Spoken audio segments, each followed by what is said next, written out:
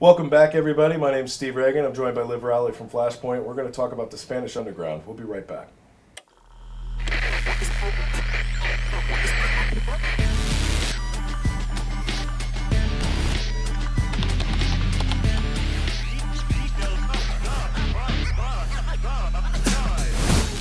And welcome back to Salted Hash. As I said, my name's Steve Reagan, senior staff writer at CSO Online. I'm joined by Liv Rowley, a analyst from Flashpoint, and I am filming, and I've been out here at RSA all week long, and one of the things you hear when you walk around the show floor is people talking about the dark net, the dark web, the frightening hidden place that everybody knows about but knows absolutely nothing about.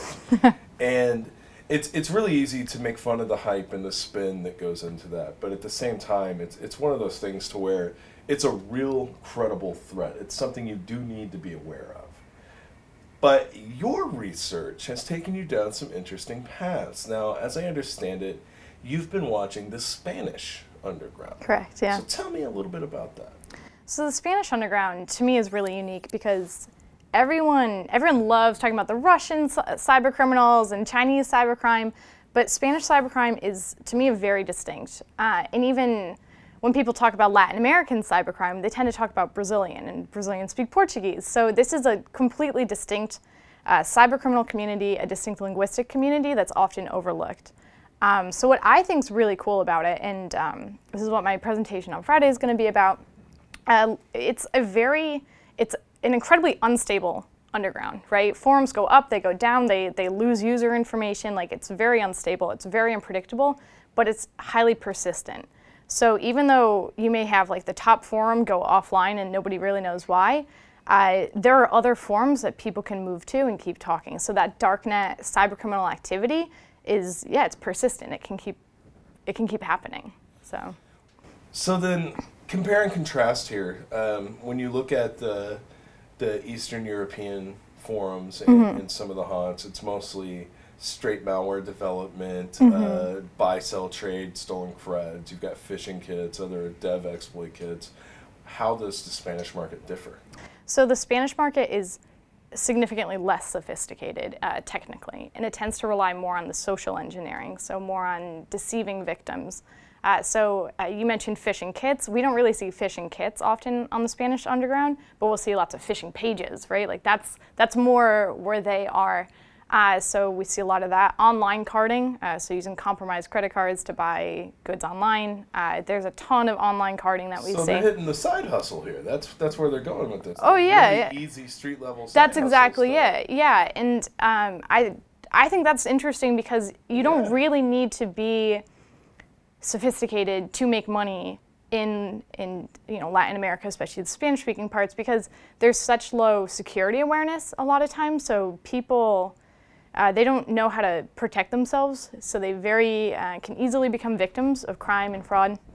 And yeah, if your victim base can easily fall for having their credit card information stolen, why would you do like the academic pursuit of learning to write malware, right? So what are some of the standout scams, like the really common ones that you're seeing that are highly effective for them, like they keep going back to them?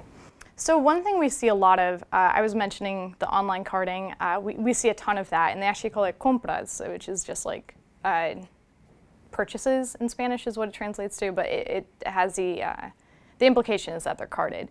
But it's interesting because what people will do, people who are experienced in carding goods online, is they will actually offer their services to other people. So they'll say like, hey, I can get you anything from this site. Come to me, I will buy it for you with a compromised card, and you just pay me 30% of what it actually costs. So we see a good amount of people offering those services, targeting different stores either within Latin America or some US-based stores or European-based stores. So That's very interesting. So when, I'm sorry, I'm stuck on this whole, you've got the middleman. I mean, the middleman thing was what you saw in the Eastern European forums like years ago when it started. Like, there's a lag, it's how they came up, and now it's like, so are there any like limits or any kind of drawbacks? Like, are there things that you won't see them touch when you're investigating these forums? Are there crimes they just won't go near? Or is anything game if it's a good hustle? So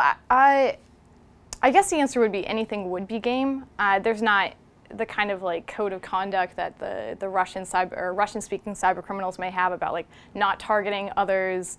Don't target Russia. Yeah. You don't. There's not that, but again, there's not really a drive to become more sophisticated. And actually, one thing that we have seen is when we do identify some more technically advanced actors in the Spanish language space, they often will move on into either English language communities or Russian language communities because they're not finding a market for what they're trying to sell. People just aren't willing to invest paying hundreds of dollars or thousands of dollars to buy a loader or malware or something because they don't need to make the investment. It's not useful to them. Yeah, so those people often move into other spaces to try to make the sale there.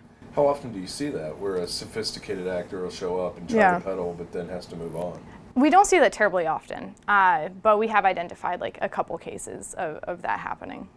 Have you noticed any kind of trends in like reports of crimes in a given area of the country versus what you're seeing on the forums? So like carding or like lost gift cards at a store, like a rash of gift card thefts or something like that translated into a spike on the forum? Yeah. So one thing that I've seen that I think is really cool, we saw some media reporting coming out of, I believe it was Nicaragua, about fake call centers. And I'd never heard of this before. They're literally just, it's a call center, it is staffed by people, it has equipment, and it is just designed for fraud.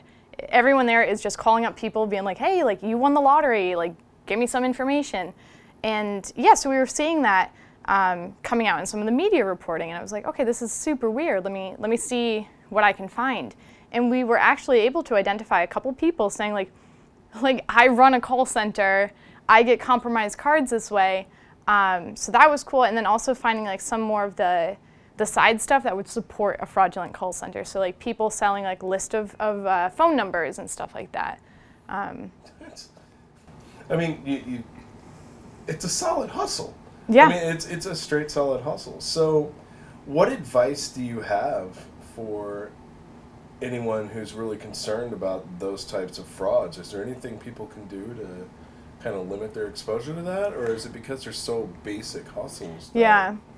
I think having an awareness is like the biggest thing, honestly, because I think a lot of people don't, they're not really thinking about Latin American cybercrime.